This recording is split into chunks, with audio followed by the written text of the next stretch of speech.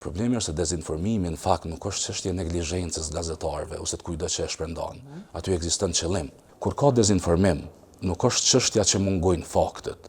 Regulatori sa KPM-ja, juridiksionin, po edhe përvojën e vetë ka më shumë në çështjen e media tradicionale.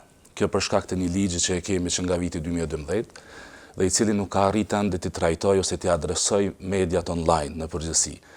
Një përpjekje veç e dini që ka qenë më herët me një ligj të ri KPM-s që me jurisdiksioni KPM-s me përfshirë dhe tregun ose mediat online, mirë pa ai ligj nuk ka kaluar në gjykatë kushtetuese dhe tash jemi me një ligj të vjetruar që nga viti 2012. E përmendën një fakt shumë më rëndësi për arsye se deri muj me thonë 3 ose 4 vite më herët kur është diskutuar rregullimi media online, po dhe i rrjeteve sociale ka qenë diçka që me njëherë është interpretuar si një tendencë për ta cenu lirinë e shprehjes, lirinë e medias. Sot ka ndru komplet ai koncept në nivel edhe BE-s po në nivel ndërkombëtar dhe është kërkesë imediate sot që të rregullohen në platformat online, përfshi edhe rrjetet sociale. Pra KPM-ja duhet me cek që për momentin nuk është që ka ndonjë jurisdiksion mbi këto, megjithatë kjo na ka bënë me mendu se kuadri ligjor natyrisht që duhet me ndru, duhet me marrë përvojat e vendeve që janë më përpara në këtë drejtim, sidomos në nivel Bashkimit Evropian, për regulatorët është një sfidë shumë e madhe dezinformimi. Unë mendoj që edhe pse vjen nga regulatori e përkrahej atë idenë që rregullimi me mbet instrumenti i fundit i cili e lufton dezinformimin. Pse be them këto? Për arsye se dezinformimi mund të luftohet vetëm me profesionalizëm të media dhe të gazetarëve. Tash kur jemi ata ekzistojnë regulatorë. Po, tash kur jemi tek kjo, kur dështon profesionalizmi, regulatori duhet me hiq. Prandaj e përmenda. Domethënë si instancë e fundit ne duhet të llogaritemi që të intervenojmë tek çështja e dezinformimit sepse presim media profesionale, presim media kredibile, të cilat i plasojnë informacionet të cilat duhen.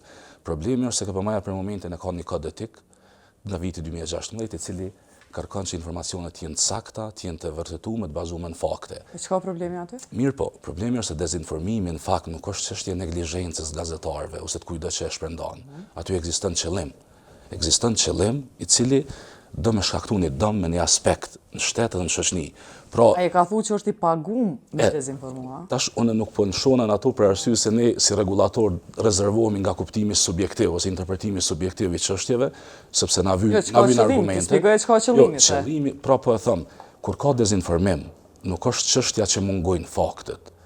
Pikërisht ata e dinë që nuk ka fakte për ato, por e plasojnë informacion tillë, sepse po të realizojnë ata analizë fakte dhe verifikim tyne ata se transmetojnë fare atë lajm. Mirë, po ju po kërkoni si KPM, ju po kërkoni mundësinë në parlament me ju mundësu me i përcjell mediat online. Nëse e merrni çat kompetencë, ç'a keni me bë? A keni guxim me i hi asaj pune? Tash çështja e guximit këtu është përgjegjësi ligjore se cili që punon në një regulator dhe kur ti merr përgjegjësi ligjore mundi me pas tu spesha, çaj thos spesha. Ja, keni pas para, keni pas përgjegjësi. Guxojmë me operu në këtë formë. Mirë, na tash po flasim parim, nuk po flasim me raste specifike.